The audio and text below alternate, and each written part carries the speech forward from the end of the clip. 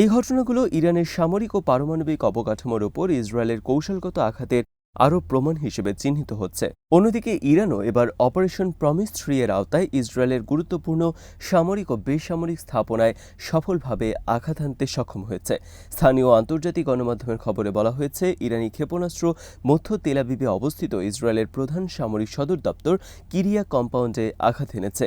এই compound Israel আর্মির কেন্দ্রীয় কমান্ড এবং প্রতিরক্ষা মন্ত্রণালয়ে অবস্থিত, যা অনেক সময় ইসরায়েলের পেন্টাগন নামে পরিচিত।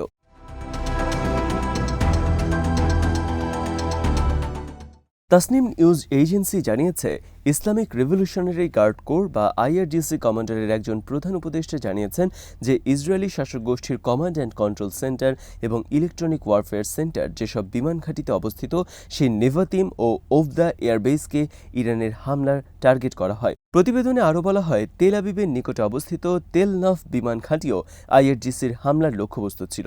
এই হামলায় ইসরায়েলের শিল্প ও সামরিক কেন্দ্রগুলোতেও আঘাত হানা হয়।